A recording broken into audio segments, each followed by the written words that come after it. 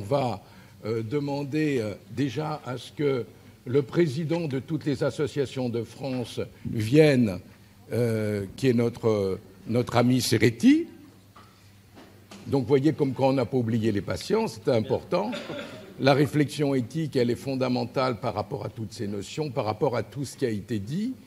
Et on va donner la parole, puisque vous aimez aussi les débats citoyens, c'est un peu ce qu'on fait. Et encore faut-il que la salle étant composée d'ailleurs avec certains citoyens, puisqu'ils ont été invités, de manière à pouvoir répondre. Donc je vais peut-être demander à ceux qui sont intervenus de se mettre derrière, si vous voulez bien, M. Corvol également. Et celui qui va diriger un peu la discussion, c'est Gérald Kerziek, qui justement au niveau qui est médecin et qui, au niveau du ministère, est chargé de l'information auprès de la population, en particulier sur les médicaments. Donc ça montre tout à fait les préconitions que vous nous proposiez. Peut-être les intervenants, oui, si vous pouvez descendre, parce que l'idée c'est de faire le temps de débat et qu'on puisse avoir ce temps de discussion. Il y avait Brandon Stell, Catherine Labbé-Julier, et puis tous les intervenants et Monsieur Corvol notamment. Et j'en profite juste pour vous dire que on a gagné une demi-heure, donc l'idée c'est au lieu de finir à 18h, on va finir à 17h30. Allez, 17h30 et des brouettes, mais en tout cas on gardera ce temps-là et ce temps de discussion. Donc toutes vos questions, vous les préparez, vous n'hésitez pas à lever la main pour pouvoir les poser et qu'on puisse interagir.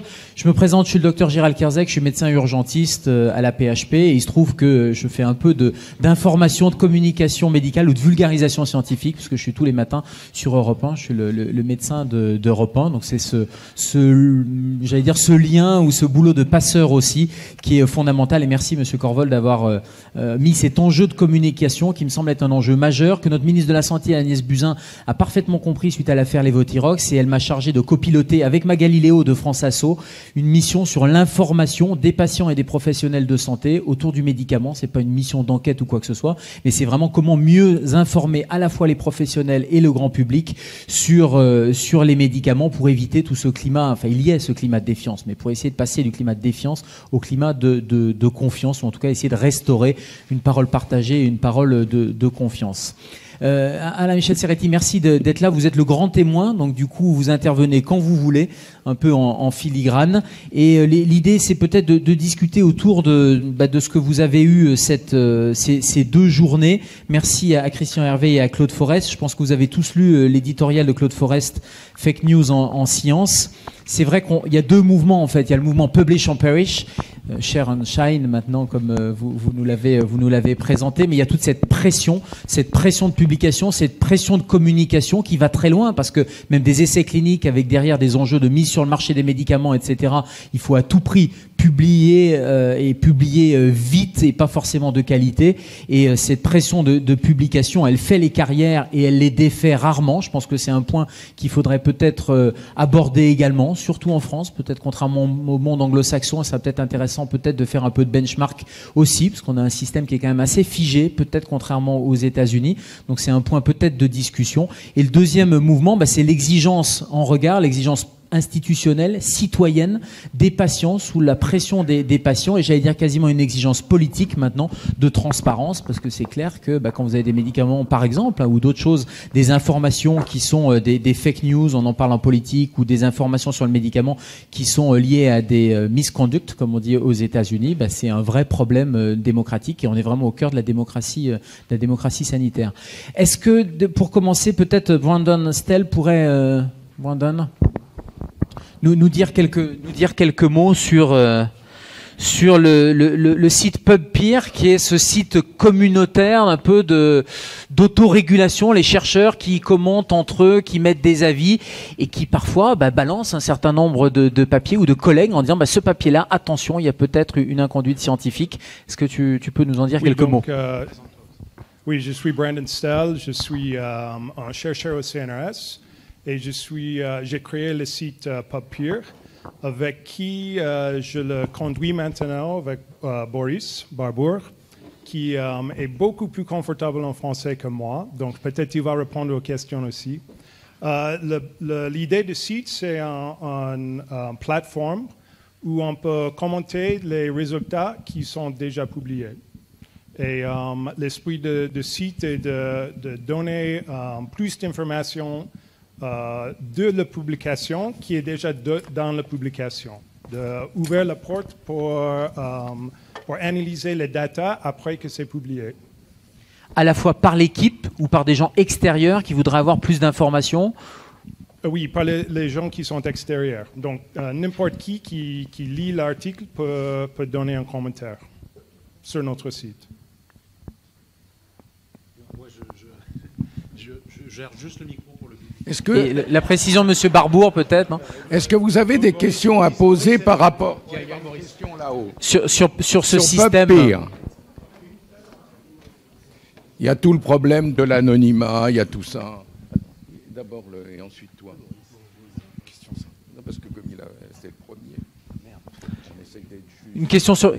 Il y avait 2-3 doigts qui se levaient, ou devant. Allons-y. Et Boris, pour quelques précisions. Bah, très bien. Il est où, Boris?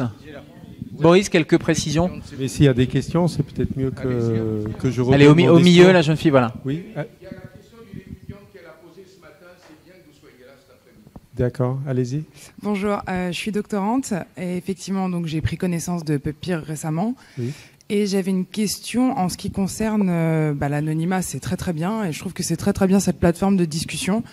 Cependant, comment éviter les fausses allégations et comment éviter, je ne sais pas, les représailles de type ah là là, un tel a déjà critiqué mon article, donc sous couvert d'anonymat et même si c'est faux, je vais aller critiquer son article aussi et peut-être défaire sa réputation ou en tout cas lui porter préjudice. Comment ceci peut être régulé pour éviter justement de fausses accusations et donc de détruire la réputation? Quand les gens découvrent le site, c'est évidemment la première crainte et c'est un danger, c'est une possibilité réelle. N'empêche, on a mis en place, donc j'ai 2 niveaux de réponse. Donc il y a pas mal de garde-fous qui sont en place. Donc on ne vérifie pas en soi la véracité du commentaire, mais la nature du commentaire doit être vérifiable. C'est-à-dire qu'un autre lecteur doit au moins pouvoir faire sa propre idée. Donc ça c'est contrôlé. Donc s'il y a des commentaires qui ne sont pas vérifiables, donc l'ouï-dire notamment, ou pas mal d'interprétations sur les intentions des auteurs, ça c'est interdit. Donc ça n'apparaît pas. Donc ça c'est une première ligne de défense. Après, les auteurs eux-mêmes sont alertés en principe tout de suite. Donc ils peuvent répondre dans la minute, au même endroit, avec la même visibilité.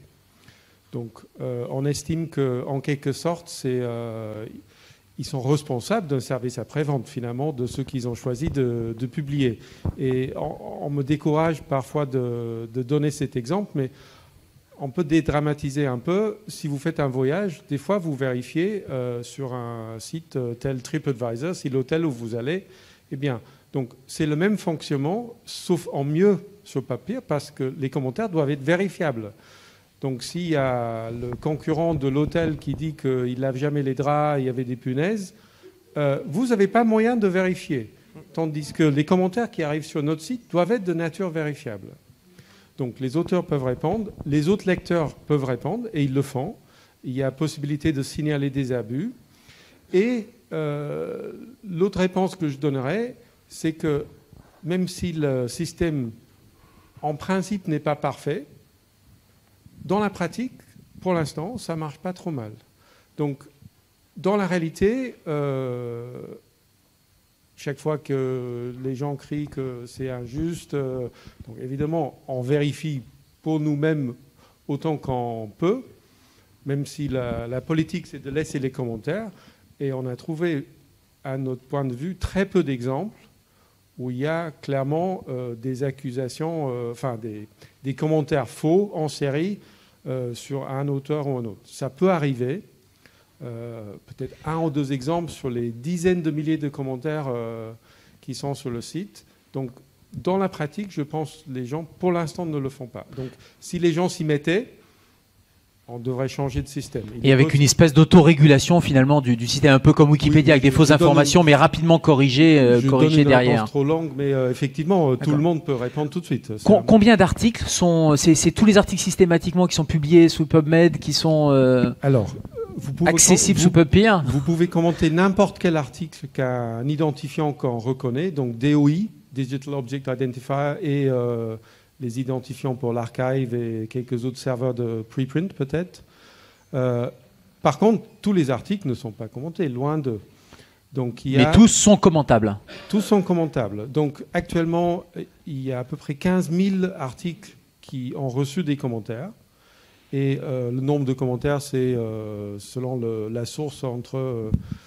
il y a quelques systèmes automatiques de vérification qui laissent des commentaires, mais on est aux 50 000 commentaires générés par des humains. Voilà. Et s'il y avait des choses particulièrement graves, quel est le processus? Il y a une investigation, il y a une enquête, ou c'est simplement quelque chose qui tourne un peu comme un forum? Alors, c'est pas de notre responsabilité. Donc, au début du site, le constat a été simplement que même dans les cas évidemment graves, de manipulation, mais évidente des données, en moyenne, il ne se passait rien. Ni les auteurs, ni le journal, ni l'institution faisaient quoi que ce soit. Donc, notre système se veut en parallèle ces institutions qui, pour nous, sont, ou ont été, en tout cas, sujets à des conflits d'intérêts qui empêchaient une action efficace. Donc, ça change petit à petit. Maintenant, les journaux peuvent s'inscrire pour recevoir des alertes. Il y en a qui le font. Et bientôt, ça sera le cas pour les institutions aussi. L'idée, c'est un système d'alerte de plus. Hein, Michel ? Pardon, je garde le micro par habitude, parce que sinon... Garde le micro filaire. Effectivement, entre les intervenants, il y a celui-là. Oui, quelques mots d'un civil, en fait.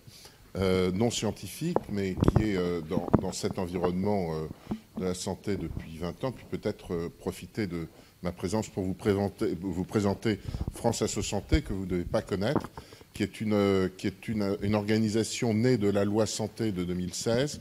Les pouvoirs publics et nos députés, puisque c'est sorti d'un amendement parlementaire, ont décidé de proposer la création d'une organisation politique de l'ensemble des associations de santé agréées. Je dis bien de santé, pas uniquement de malades. Donc il y a en gros 140 associations qui bénéficient d'un agrément de l'État en France, qui sont des associations qui œuvrent dans le domaine de la santé, de façon aussi variée que l'UFC Que Choisir, la Ligue contre le cancer évidemment, l'AFD pour le diabète, l'AFM Téléthon, mais aussi les associations de consommateurs de personnes âgées et de personnes en situation de handicap,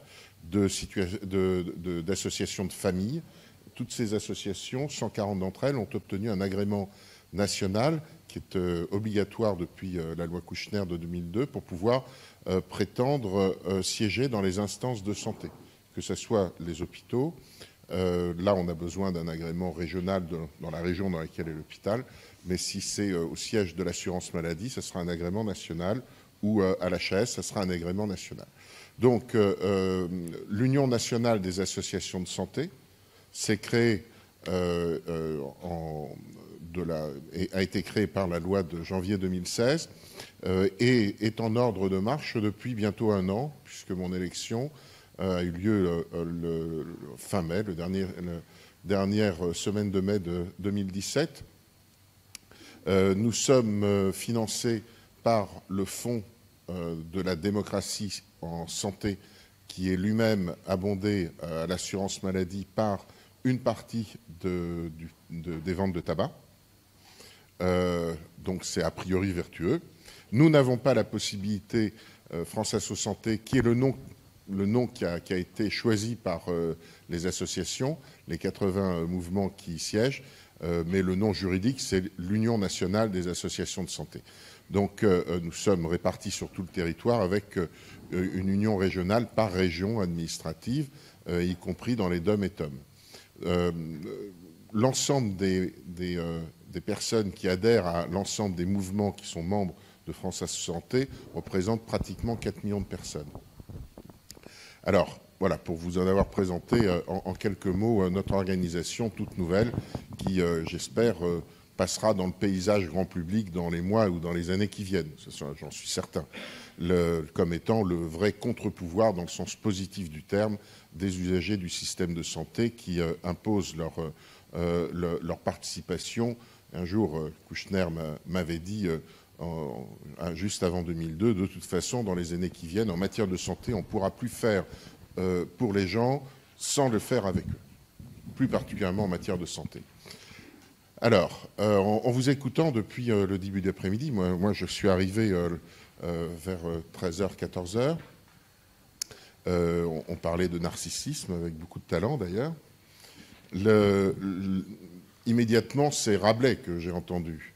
Parce que finalement, celui qui avait le mieux condensé tout ça, et on n'a pas mieux fait depuis, c'est évidemment Science sans conscience n'est que ruine de l'âme. Et en vous écoutant, j'ai dit finalement, rien n'a changé. Si, ce qui a changé, c'est Internet. C'est que l'information va beaucoup, beaucoup plus vite. Et la question que je me suis posée en vous écoutant, parce que vous voyez, quand vous parlez entre les étudiants et vous de bases de données sur lesquelles vous avez des travaux sur lesquels vous pouvez apporter un regard critique, savoir si c'est identifiable, pas identifiable, tout ça est extrêmement intéressant, mais là on est dans le microcosme. La question que je me suis posée, c'est à quel moment la dérive scientifique m'impacte moi en tant que citoyen. Et je me suis dit, il y en a, j'en vois, elle tourne beaucoup en médecine autour du médicament et des produits de santé. Finalement, plus que sur la prise en charge elle-même. Il y a deux histoires, dont une que vous avez, professeur, évoquée, c'est les statines. Et l'autre, c'est évidemment le vaccin. Et finalement, pour qu'il y ait un impact fort qui est mesuré par la baisse de la confiance. En fait, ce qui se passe, c'est lorsque il existe une controverse entre des scientifiques d'un côté qui nous expliquent que d'autres scientifiques ont perdu leur conscience et que se sont ruinés l'âme, eh bien nous, on est au milieu et on ne sait pas quoi faire. Parce que je vous ai entendu sur les statines, mais vous voyez, je n'en suis pas convaincu. Alors, ce n'est pas moi qui parle. C'est la moitié des Français. Je vous ai écouté sur l'intérêt des vaccins. Oui, mais moi, j'ai entendu le professeur Montagnier, et ce n'est pas ce qu'il dit. Moi, vous voyez, sur les statines, j'ai entendu le professeur Even, ou voire je l'ai lu, et ce n'est pas ce qu'il dit. Et moi, je ne suis pas vous. C'est-à-dire que je ne fais pas la différence entre... je ne fais pas de hiérarchie entre les professeurs. Ça, vous, en tant qu'étudiant en médecine, en tant que sachant, en tant que professionnel de la science, vous le faites. Et vous le faites très bien. Mais moi, n'étant pas de ce milieu-là, je ne peux que faire une chose, c'est vous faire confiance. Et que vos titres vous garantissent ma confiance, mais cette confiance, évidemment, elle s'arrête là où commence le doute. Et il se trouve que c'est le vous qui quand je dis vous, votre communauté, qui introduisez ce doute.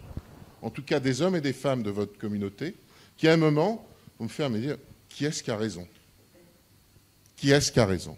Il ne faudrait pas faire de transparence. Je n'ai pas dit ça.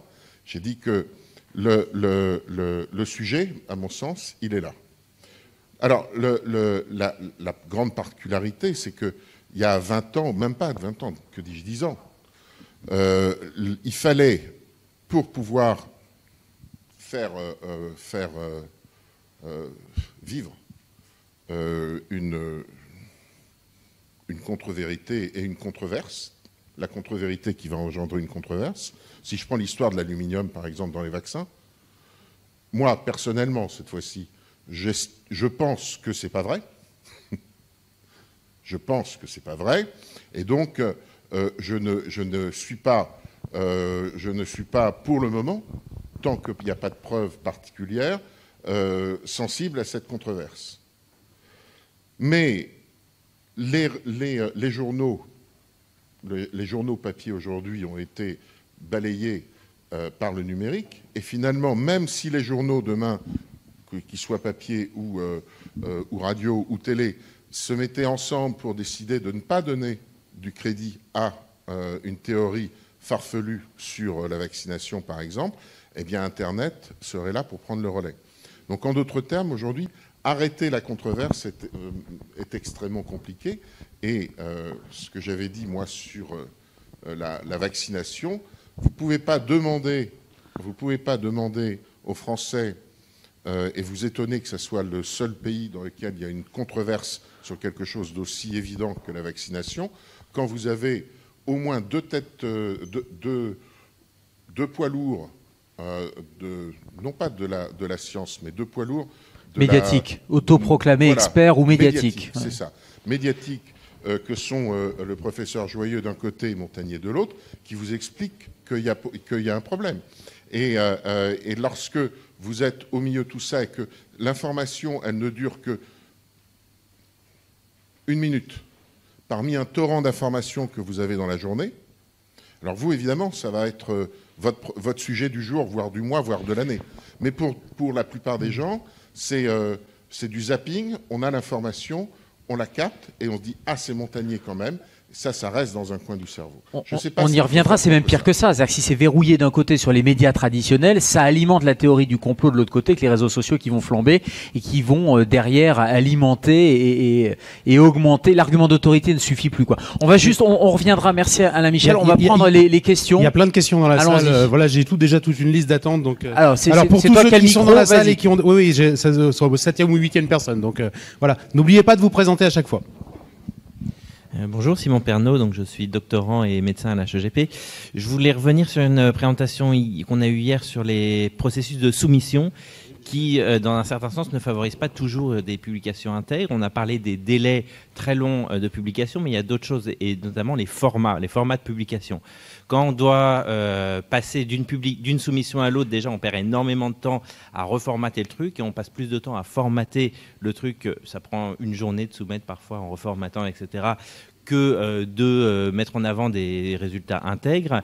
Et l'autre chose, c'est que quand on est limité à 3000 mots, on va peut-être zapper l'information qui peut paraître intègre au vu des autres, et on va nous dire mais pourquoi vous n'avez pas dit ça? Tout simplement parce que j'étais limité à 3000 mots et je ne pouvais pas en mettre 3005. Donc la forme qui obère le fond. Oui, ou que la troisième figure est payante et j'ai pas envie de payer plus, ou que la figure en couleur qui passerait pourtant mieux est payante, alors que c'est complètement absurde, sachant que maintenant tout le monde regarde sur Internet, donc les frais d'impression c'est assez étonnant. Voilà, tout ce formatage qui peut altérer, à mon sens, l'intégrité dans la soumission. Est-ce qu'il y a une réflexion des éditeurs pour favoriser ça, favoriser des soumissions plus faciles, par exemple?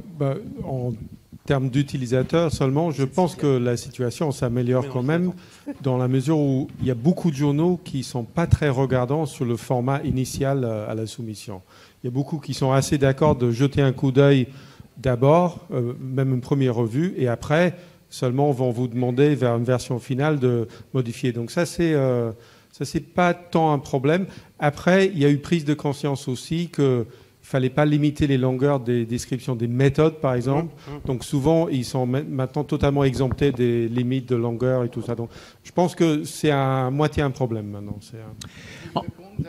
Oui, alors c'est vrai que ça peut poser effectivement un problème lorsqu'on réduit effectivement, de mon point de vue, la partie matériel et méthode. Et heureusement, maintenant, il y a les supplementary information pour pouvoir les ajouter, parce que réduire la partie méthodologique peut poser un problème majeur en termes de reproductibilité des travaux.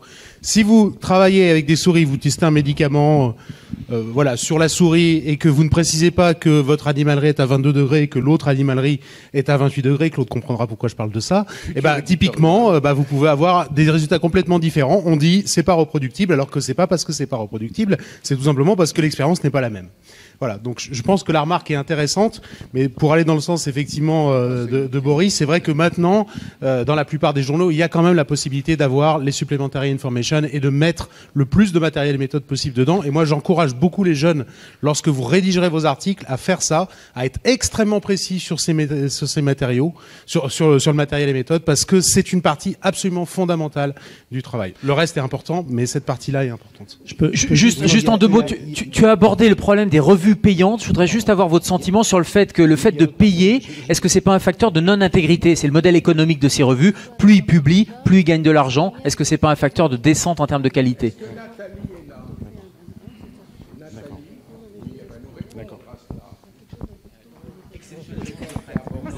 C'est gentil. Bon, oui, c'est vrai que c'est une question qu'on peut se poser. Une question qu'on pourrait se poser, mais en fait non, parce qu'il ne suffit pas d'une part de payer pour être accepté dans les bonnes revues, je dis, puisque on est soumis au peer review comme partout. Et d'autre part, par exemple, si on prend PLOS, c'est un non-profit organization. Et en fait, ils font pas de profit. C'est des gens qui font pas de profit. C'est juste des chercheurs qui ont voulu faire un nouveau modèle. Après que les gens fassent leur business, genre Biomède Centre, il faut bien... ça a un coût, en fait, l'édition scientifique. Donc, voilà. De toute façon... si c'est pas l'auteur qui paye, de toute façon, c'est les institutions qui payent les abonnements. Donc, il y a un coût. Ce coût, c'est juste la manière dont on le répartit. Et ce qu'il faut savoir, c'est que la plupart des bourses, enfin non pas des bourses, des financements de projets, c'est des coûts éligibles dans les projets. Donc, c'est pas le chercheur qui paye de sa poche, en fait. On parle devant le micro. Oui, pour le micro filaire, il faut être très très près. Je vous dis ça parce que côté journaliste, on passe notre temps à recevoir des communiqués de presse et que les journalistes ne font pas la différence entre New England Journal of Medicine et une revue qui sera même pas avec un impact factor. Ça fait une des questions, à savoir est-ce qu'il ne faut pas un médiateur entre le public justement et les professionnels. Ça a été la question qui a été posée par notre collègue Serretti.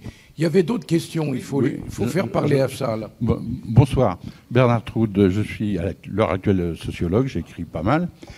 Mais en fait, je viens de l'industrie et je viens... Écoutez, quand j'ai commencé, j'ai eu comme premier travail à rédiger la première convention de la métallurgie.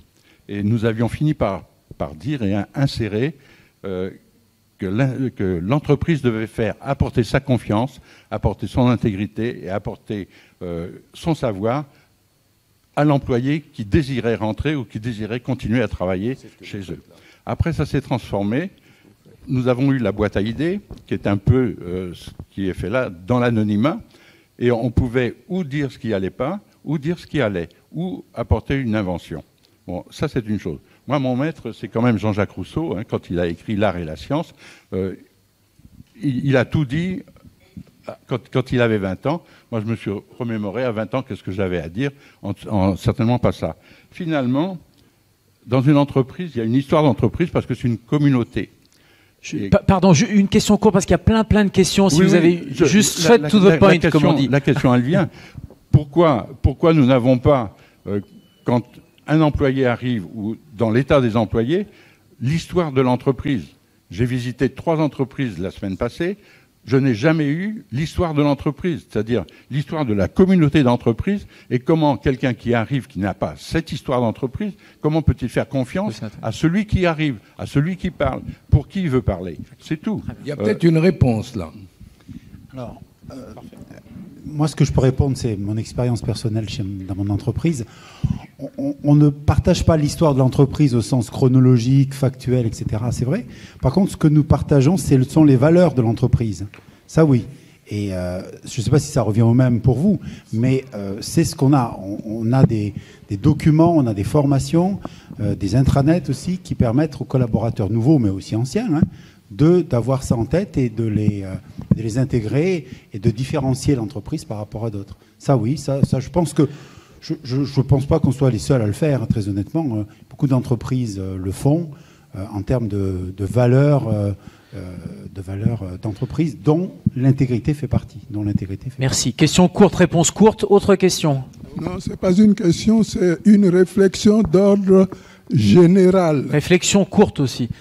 Pour vous dire, non, mais vous savez que Tom Taylor, militant associatif, la santé, au même titre que tous les droits fondamentaux de l'homme, n'ont pas de prix. Partant de ce postulat, le déficit de la sécurité sociale est un épiphénomène. Il faut que les 67 millions de Français soient tous en bonne santé, vivent le plus longtemps possible, heureux. Et grâce à la recherche, entre autres. Donc, Merci, monsieur, votre réflexion. On va prendre. Il y a un monsieur. J'ai pas fini. Juste rapidement. Non mais c'est le problème des citoyens. Vous avez effleuré la dimension démocratique. Vous savez que le monde est en crise démocratique. C'est un mot qu'on a prononcé. C'est un mot qu'on a prononcé et qui est capital. La démocratie ne se décrète pas. C'est un long processus historique. Exactement. Comme la confiance ne se décrète pas non plus, elle se gagne. D'éducation éducationnelle. Alors, à partir du moment où le pays ne fonctionne pas démocratiquement, on est d'accord. Et qu'il y a l'omnipotence de la pensée unique. Monsieur, intégrité, confiance et respect. Et dans le respect, je voudrais vraiment qu'on puisse avoir d'autres paroles et d'autres réflexions. Il y a juste un monsieur. Et ben tout à l'heure, on en reparle. Il y a le monsieur sur la droite. Merci beaucoup. Allez, Olivier. Je voudrais revenir sur le propos de M. Serretti que j'ai trouvé très intéressant et je crois que c'est quelque chose qui nous interpelle beaucoup. Je suis Olivier Legal, je suis chercheur à l'INRA et je suis président de l'Office, je suis intervenu hier. Et donc, qui nous interpelle beaucoup. Et je voudrais attirer je vais le faire rapidement et par conséquent, prendre juste, vous faire réfléchir sur des oppositions entre deux mots. Une première opposition que j'ai entendue dans ce que vous disiez, je ne l'ai pas entendu directement, mais ça me l'a suscité, c'est entre le chercheur et le savant. On se présente toujours comme des chercheurs, c'est-à-dire on a du doute, on a de l'incertitude, on remet tout en cause, y compris les choses les plus fondamentales, etc. Or, ce que la société attend de nous, c'est d'être des savants. Elle attend d'avoir des certitudes. Et donc là, il y a vraiment une difficulté. Et donc, il faut qu'on soit capable de dire, on est à la fois des chercheurs parce qu'on surfe sur l'incertitude pour créer de la certitude. Voilà, il faut qu'on soit capable de dire on est à la fois des chercheurs et à la fois des savants, sinon on ne sera pas compris de la société. Donc première chose. Et deuxième chose, un autre sujet d'incompréhension, c'est le mot théorie. Le mot théorie pour un chercheur, c'est quelque chose qui est établi, un socle théorique sur lequel on est capable de construire des expériences et de construire une connaissance empirique sur ce socle théorique. Et dans la vie de tous les jours, une théorie, c'est j'ai une théorie, tu as une théorie. Tu as une théorie de la Terre ronde, moi j'ai une théorie de la Terre plate. Et la théorie de la Terre plate, regardez sur Internet, faites Google Trends, vous voyez Flat Earth qui monte comme ça, et pendant ce temps, on n'a même pas un seul mot, parce qu'il y a des sites Internet dédiés, et pendant ce temps, on n'a même pas un seul mot pour parler de la Terre ronde. Il y a Globe Earth, Ball Earth, Round Earth, etc. Ça reste tout plat, parce qu'on n'a pas un seul mot pour parler de la Terre ronde. Et parce qu'en fait, on a appris à l'école, et les gens qui parlent de Terre plate, regardez-les, ils parlent en se mettant dans notre peau et en disant il y a une pensée unique qui dit que la Terre est ronde et que le Soleil elle tourne autour du Soleil, il y a des satellites, il y a des fusées, il y a la loi de la gravité. Nous on vous dit l'inverse, la loi de la gravité n'existe pas, il n'y a pas de fusée, il n'y a pas de truc, tout ça c'est des canulars. Et nous, en fait, on met en doute la théorie officielle et nous, on a une vraie démarche scientifique. Et ça, il faut faire très attention à ça parce qu'on n'a pas su parler on n'a pas su parler dès l'école, dès très très jeunes, non pas du fait que la Terre soit ronde, et les enfants apprennent beaucoup à l'école des choses, on leur remplit la tête avec tout un tas de choses qui sont d'ailleurs à la fin trop nombreuses pour une seule petite tête, mais par contre, ce qu'il faudrait leur apprendre à l'école, il faut remonter très tôt, c'est sur la démarche, donc l'intégrité a sa place là-dedans bien sûr, sur la démarche et sur le fait qu'il y a eu un débat sur la Terre ronde versus Terre plate et que ce débat a été pour l'instant, en tout cas... Sur l'esprit critique et ce qui plaide en faveur de ce que disait M. Corvol à propos du chercheur savant qui doit sortir aussi de son laboratoire ou de son hôpital ou de son équipe de recherche pour pouvoir communiquer et avoir une communication d'arguments. Parce que chercheur savant, vous voyez bien la différence, le savant il sait, le chercheur, il cherche, c'est donc qu'il ne sait pas. Hein. C'est la différence entre ces deux. Sémantique, bien sûr. Ouais, je crois qu'il y avait Jacques qui voulait répondre. Non, enfin, Simplement, c'est vrai que je suis tout à fait d'accord avec Olivier. Il faut distinguer le savant du sachant. Je crois que vraiment là, il y a une terminologie sur laquelle il faut vraiment qu'on s'entende bien parce que je trouve que la réflexion que vous avez faite sur les statines est absolument clé. C'est vrai, comment savoir trancher je pense que ça nécessite de regarder un petit peu ce qui a été fait, publié à droite, à gauche, connaître la réaction de la part je dirais, de la communauté scientifique nationale et internationale. En Angleterre, il n'y a pas de vaccination obligatoire. Et il y a 95% des gens qui sont vaccinés. En Australie, à l'heure actuelle, on est en train d'éradiquer les papillomavirus humains. Il n'y aura plus de cancer du col. Bon, très bien. Nous avons une attitude qui est tout à fait différente et nous aurons des cancers du col. Question. Alors, je suis David Wang, je suis cancérologue de l'hôpital de Foch à Paris. En vous écoutant, je crois que j'ai juste un témoignage à partager de manière courtoisie, si vous voulez. Alors, d'abord, un jour, un patient qui vient dans mon bureau consultation, après plusieurs cycles du traitement de cancer de l'estomac, et il est venu à me voir en disant que Dr Wang, je veux arrêter le traitement parce que le traitement du cancer, c'est un mensonge du siècle. J'ai dit pourquoi ? Parce qu'il disait que YouTube a montré qu'il suffit de stimuler le système immunitaire par les phytothérapies, etc., etc. Donc vous voyez l'information scientifique précliniquement diffusée, et c'est quand même un danger. Et pour suivre la réponse de monsieur Le Remarque, qui est très pertinente justement, pour trancher, je crois que les informations précliniques méritent d'avoir une preuve de la phase clinique et avoir de l'œil d'expert, comme l'expert médical, etc., pour vraiment confirmer que ce résultat soit vraiment qualifié et positif. Et par rapport, peut-être j'ai une question pour Monsieur Fontas. C'est que une personne qui a travaillé dans un labo pharmaceutique qui vient me voir et on parlait de l'article scientifique et je trouve qu'il y a un résultat très intéressant. Alors je dis mais est-ce que vous pouvez m'envoyer cet article scientifique? Il est revenu en me disant que non, il ne peut pas l'envoyer parce qu'il s'agit de divulgation d'informations, la corruption selon le service de compliance de son laboratoire pharmaceutique. Je ne citais pas le nom. Et par le courtoisie, il m'a envoyé quand même par son propre boîte email le soir, et je l'ai remercié. Et une semaine plus tard, il est viré par son laboratoire pharmaceutique. À cause de ça ? C'est bon, à cause de ça, justement, parce que la motivation de licenciement, c'est divulgation et corruption à médecin. Alors qu'on pensait pour le développement de recherche et d'avancer la science. Je trouve qu'il y a par là, je voulais dire qu'il y a un équilibre entre les pratiques concrètes de terrain et aussi l'atmosphère de peur dans l'autre sens qui limite la créativité du travail. Je ne sais pas qu'est-ce que vous pensiez. Monsieur Fontas. Voilà, je ne peux pas parler de ce sujet-là que je ne connais pas, bien sûr, et de ces détails. Maintenant, nous avons des relations avec les professionnels de santé, je l'ai dit tout à l'heure, dans le cadre de programmes de recherche, dans le cadre de subventions éducatives, etc. Donc, ce qu'on essaie de faire, c'est de distinguer ces supports financiers, puisque c'est beaucoup d'argent, d'accord, des décisions commerciales que nous réalisons, puisque ces professionnels de santé, ce sont des éléments déterminants d'achat de nos équipements. Donc, on a des procédures de séparation là-dessus. Ça, je peux en témoigner dans mon organisation. Ensuite, je peux difficilement aller au-delà.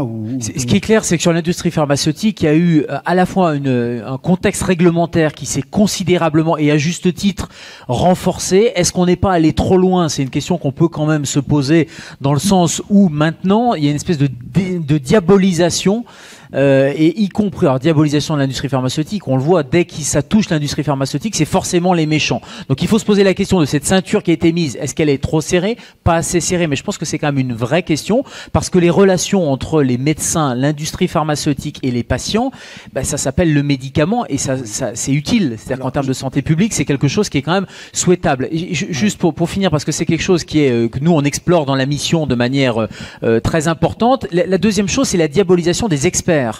C'est-à-dire qu'on a l'impression que tous les experts sont corrompus, que tous les savants, les sachants, vous les appelez comme vous voulez, les chercheurs, sont corrompus et n'ont pas une parole libre, etc. Et en particulier corrompus par l'industrie pharmaceutique. Et qui explique ce type de liens qui sont devenus complètement interdits.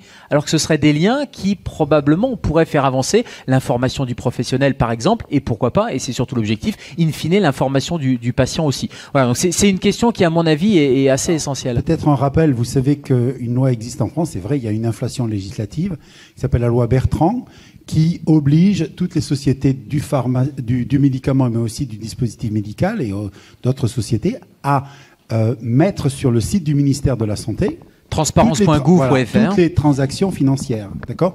Donc ça, le public le connaît pas peut-être ou peu, mais c'est quelque chose qui existe et ça fait.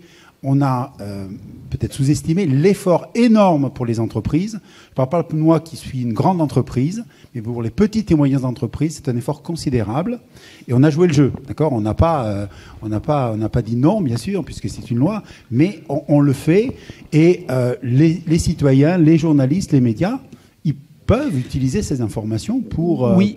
et l'objectif au début, c'était de la transparence et c'était d'augmenter l'intégrité. Et on s'aperçoit actuellement, notamment dans le débat médiatique, dès qu'un expert a le moindre lien d'intérêt, je parle même pas de conflit d'intérêt, c'est-à-dire un déjeuner à 23 €, il va être automatiquement retoqué d'abord comme expert dans les institutions, mais y compris sur le plan médiatique. Alors que cet expert est un expert qui est peut-être le plus pointu dans le domaine. Donc cette surtransparence, et encore une fois, c'est une question, n'est-elle pas finalement, alors qu'à l'origine c'était un facteur d'intégrité, n'est-elle pas devenue un facteur de non-intégrité, ou en tout cas ça laisse la porte ouverte à toutes les fake news et à des faux experts?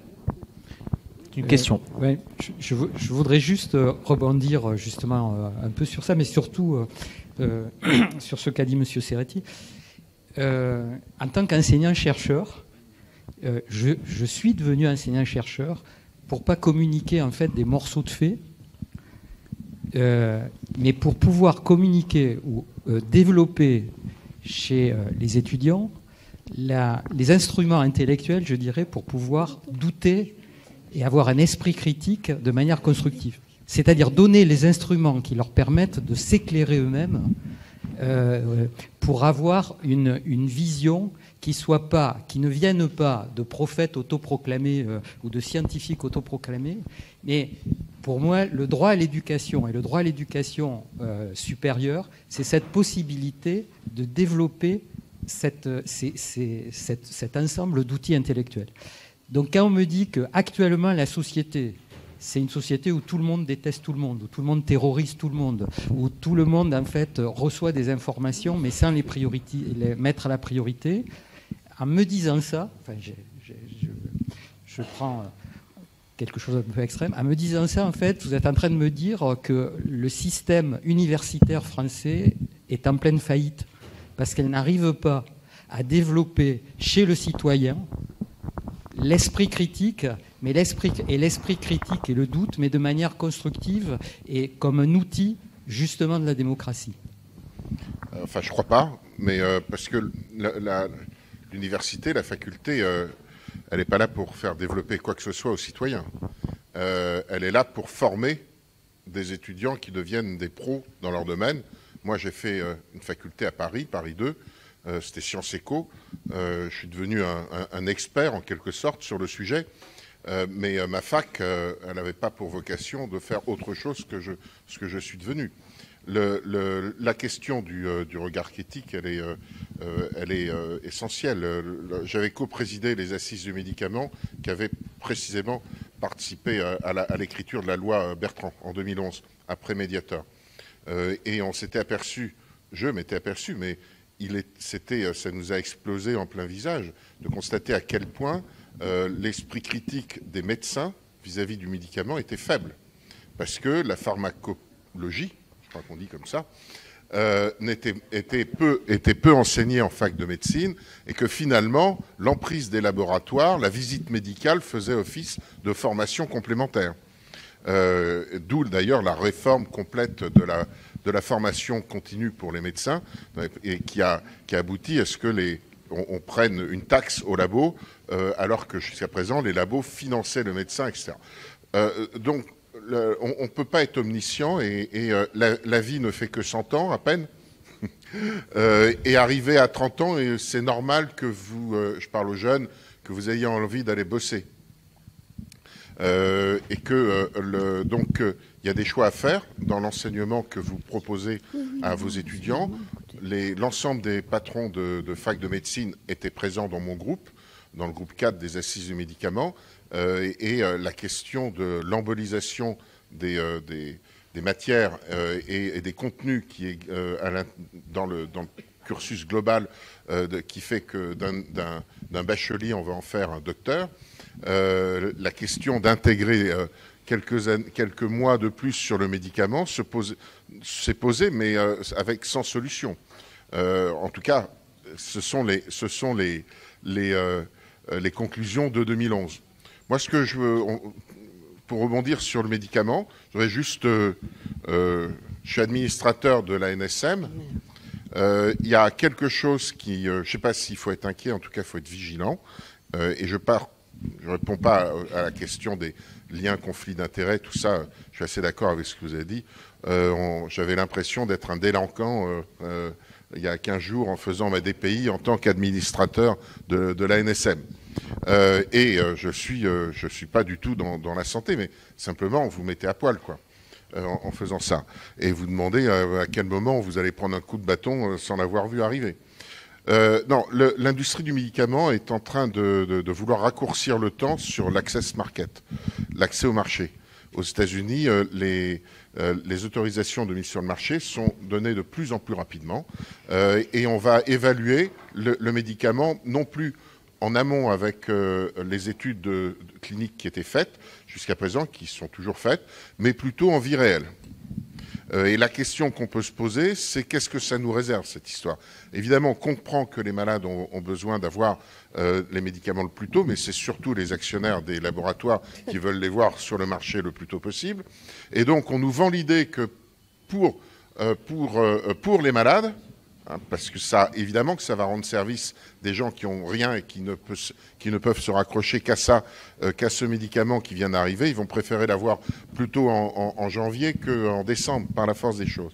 Mais en raccourcissant les études cliniques et en donnant l'accès plus rapidement au marché, en disant on verra en vie réelle ce que donnera le médicament pour ensuite éventuellement le retirer, le faire changer, lui donner un prix, encore que le prix ne soit pas le sujet de mon intervention. Enfin, là aussi, l'absence, pas suffisamment de science et pas suffisamment de conscience pourrait nous faire arriver dans des sentiers dans lesquels personne ne veut aller. Je voudrais juste une réaction du doyen Queneau sur la thérapeutique. Petit pas de côté et on revient. Merci beaucoup. Non, juste un mot pour dire, l'enseignement de la pharmacothérapeutique, c'est quand même un objectif absolument majeur des facultés de médecine. C'est un militantisme pour moi depuis un demi-siècle. On n'a pas tout à fait l'impression, effectivement, que ça se met concrètement en place. Alors, c'est pas uniquement d'ailleurs un thésaurus, ça revient sur le mot de l'esprit critique. C'est fondamental absolument que les étudiants sachent que d'abord, c'est souvent pas blanc ou noir et que les niveaux de preuve, c'est bien le terme à utiliser pour savoir que effectivement les choses sont pas forcément à 0 ou à 5 et que par ailleurs c'est évolutif. Et puis alors moi je pose la grande question. Qu'est-ce que les doyens, dont je ne suis plus depuis 20 ans, attendent des étudiants de fin de deuxième cycle comme niveau de compétences en pharmacothérapeutique? C'est une question, mais vraiment, qui mériterait d'être abordée constitutionnellement, enfin très structurelle. Voilà. On reprend, madame. Monsieur, il faudrait simplement faire une petite digression dans le débat. Je voulais préciser simplement que pour les doctorants, ce qui pouvait être important, je suis Madame de Rennes, j'ai été productrice sur France Culture en 1972, monsieur, vous voyez, c'est pas jeune, j'ai fait partie des 3 femmes qui ont été producteurs. Alors, c'est pour dire simplement, premièrement, pour ce qui est le plagiat, je voulais faire la suite de ce qui n'a pas été dit pour cette jeune femme. Il faut préciser à ceux qui écrivent, les jeunes, parce que moi j'ai été jeune à l'autre âge aussi, l'idée en soi n'est pas protégeable. Seule est protégeable la manière de l'exposer. Pour quelle raison? Parce qu'on part du principe qu'à 2 endroits du monde, 2 personnes peuvent peuvent avoir eu les mêmes documents en même temps et arriver aux mêmes conclusions. Et il n'y a pas de plagiat, il y a simplement la même idée en même temps. Ça, c'est très important pour se défendre. Sur France Culture, j'ai eu la même chose. Sauf que je n'ai pas pu me défendre parce qu'ils ont fait des papiers où on a dit « Ah ben non, moi j'avais fait ça avant et j'aurais dû payer des droits d'auteur. » Conclusion, c'est ça que je veux préciser pour les jeunes. Deuxièmement, pour ce qui concerne les gens comme vous, monsieur, qui ont le pouvoir, c'est-à-dire d'être à un micro, je me suis rendu compte une fois, tout à fait par hasard, dans un café où j'étais avec un président important, un monsieur qui se trouve à côté de moi et qui me récite mon émission par cœur. Et je me suis rendu compte, ce que l'on dit à la radio ou à la télévision, c'est paroles d'évangile. Donc vous avez un devoir éthique d'être très très sérieux avec l'information que vous diffusez, toujours pour faire, parfois, je ne vous attaque pas, mais pour faire de l'audimat. Troisièmement. Quant à M. Corvol, je le remercie beaucoup, mais il ne nous a pas dit qu'il faisait beaucoup de manifestations à l'Académie des sciences, et c'est bien dommage, dans quelques jours. Merci, madame. Bon, je vais... Question courte. Je vais aller vite. Ma question est pour monsieur. Oui. Il nous reste 15 minutes, les amis. Alors, c'est... On raconte pas trop sa vie, ça va. Bon, je me présente quand même, Adélaïde Finks, doctorante à la Sorbonne Université, chercheuse au laboratoire Rationalité contemporaine pour la France et le centre d'études humanistiques de Coimbra, Portugal. Alors ma question est pour monsieur Jacques Hayesh, en écho au professeur Pierre Corvol. Donc vous avez parlé de l'intégrité scientifique, les pressions de sélection et en commençant votre débat avec le faire un pas à côté, la métaphore. Et ensuite, je vous ai vu faire du Paul Ricoeur scientifiquement et c'était très, très, très amusant et ça m'a fait chaud au cœur. Alors, Paul Ricoeur dit que la métaphore, c'est le pouvoir de voir comme. C'est celui qui nous donne la possibilité d'envisager un monde des possibles, tel que vous l'avez dit. Mais, justement, il dit aussi, d'ailleurs, Paul Ricoeur, philosophe qui a énormément parlé avec des juristes et des médecins et des scientifiques, il dit aussi que nous sommes dans cette recherche de la vie bonne avec et pour autrui dans des institutions justes. Or, je me pose la question, je vous pose aussi la question, les institutions scientifiques sont-elles justes si on continue dans cette progression de l'individualisme, celle de la théorie de la justice de John Rawls, alors qu'à côté, nous avons un autre modèle, celui d'Amartya Sen, de Michael Rother, qui dit que les institutions, y compris l'institution scientifique, doit envisager une théorie de justice des capacités, et cela serait peut-être une solution à cette sélection injuste qu'on voit, y compris dans tous ces débats d'hier et d'aujourd'hui. Ce qui rejoint un peu ce que je disais en préambule et de manière beaucoup moins savante que vous sur les carrières, quoi, parce que ça revient un peu à ça. Maintenant, la réponse, c'est pas d'évoquer. Eh bien, je vais répondre de manière courte, oui. Merci Pierre Corvol. Non, mais je suis très content d'apprendre que je fais du Paul Ricoeur sans le savoir. C'est un peu comme. J'espère que je le fais pas de la même manière que notre président de la République. On n'a rien entendu. Qui était beaucoup plus proche de lui, d'après ce que j'ai compris. Il y a deux questions dans votre. Enfin, il y a deux parties dans votre question. Et je ne sais pas si je vais y répondre vraiment parce que effectivement, on est dans une des problématiques et d'avoir un langage commun et donc une sorte d'espéranto entre les disciplines là-dessus. Donc, ce que je vais essayer de dire, c'est ce que j'ai compris et comment j'y réponds. Donc, sur la première partie, effectivement, j'utilise la métaphore telle que vous l'avez décrite. Et c'est ce que j'essaie de passer à mes étudiants, c'est d'ouvrir le champ des possibles par la métaphore.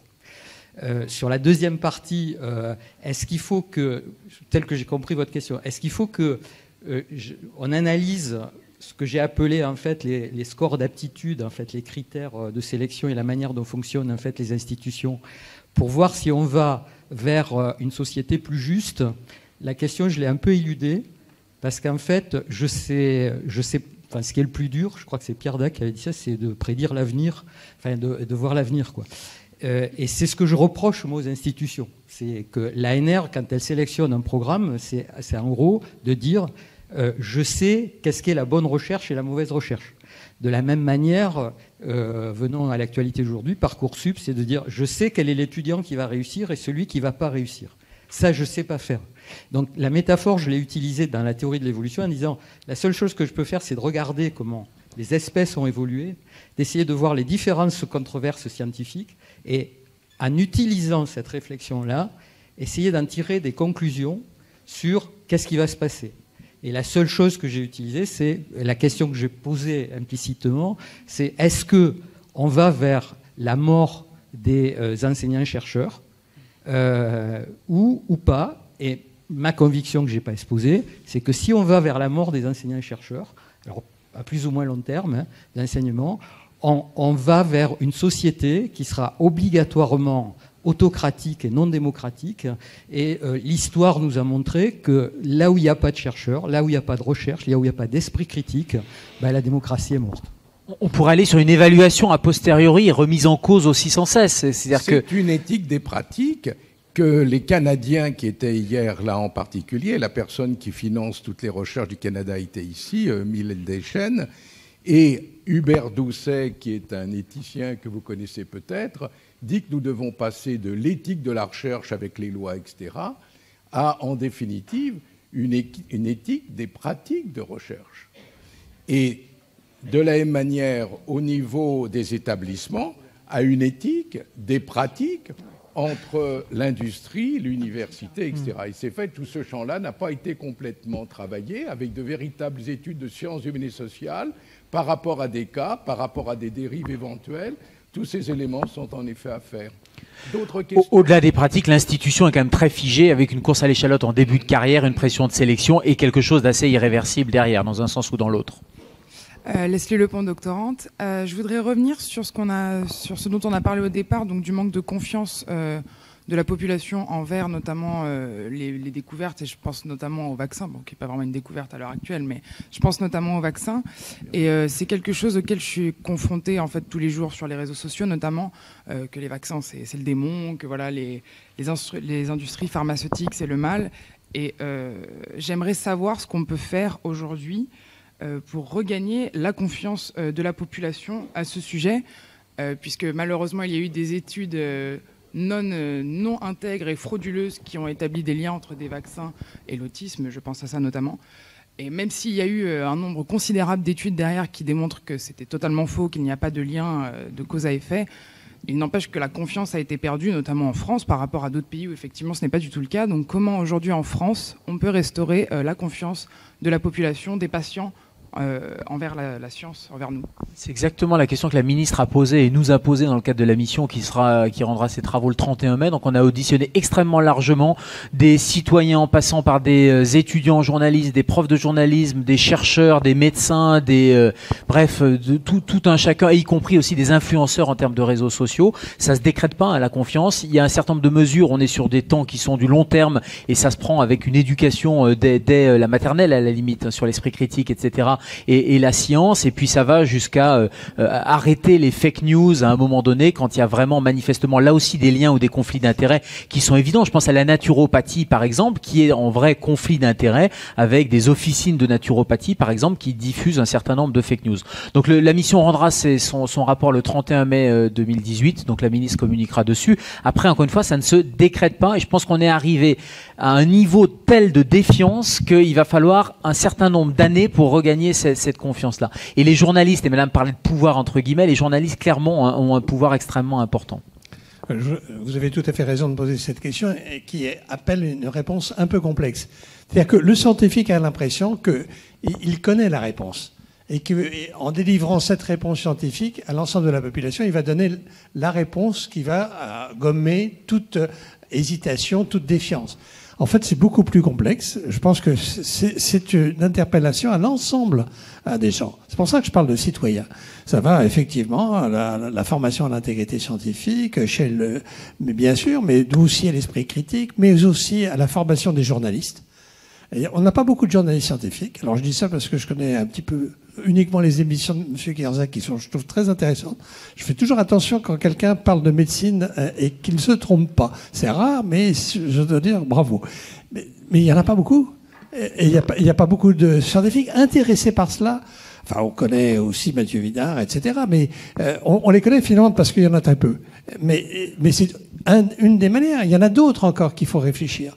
C'est pour ça qu'on ne peut pas avoir rapidement un effet évident. Voilà.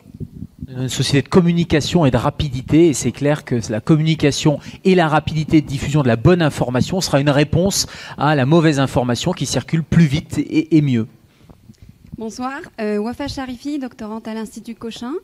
Ma question va porter sur un point qui n'a pas vraiment été mis en avant au cours de ces 2 jours et qui concerne en fait la gestion des cas de fraude, ou en tout cas déclarés. Est-ce qu'il y a une institution en France? Est-ce qu'il y a des comités? Est-ce que les membres de ce comité ont un statut indépendant? Enfin, voilà, donc ma question porte autour de cette question. Justement, le président de l'université qui était là ce matin me disait, il y a Madame Catherine Labé-Julie qui est là, et il est important peut-être aussi pour aux 2 niveaux, c'est-à-dire autant au niveau de l'institution Paris-Descartes que de l'INSERM. Et je pense que c'est complémentaire. Merci beaucoup. Oui, effectivement, il y a plusieurs systèmes suivant les institutions pour recevoir les malversations, les déclarations.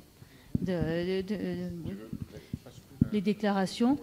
Et en fait, on se consulte régulièrement les différents référents intégrité, ou comme Madame Filatro, qui est responsable à l'INSERM ça s'appelle le 10.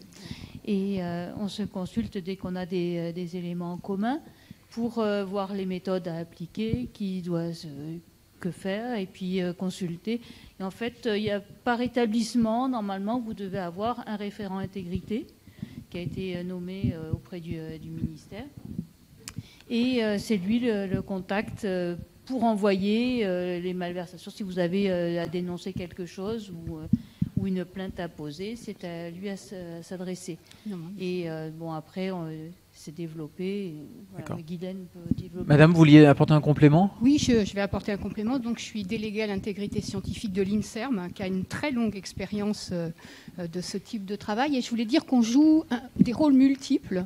Le premier rôle, c'est le rôle en fait d'intermédiaire, des gens qui se posent des questions, qui ont des doutes, etc. Donc, on sert aussi de médiateur dans des conflits entre chercheurs, parce que c'est lié aussi à des façons de voir les choses qui diffèrent. Donc il y a potentiellement des problèmes d'intégrité. Ensuite, on a un rôle pour essayer de comprendre ce qui se passe, de voir s'il y a effectivement eu un problème ou une mauvaise façon de procéder.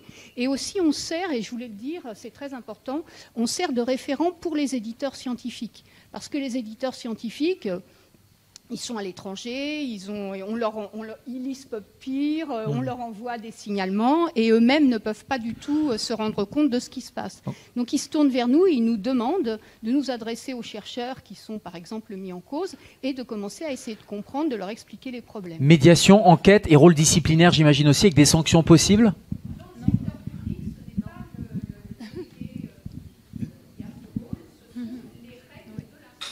D'accord.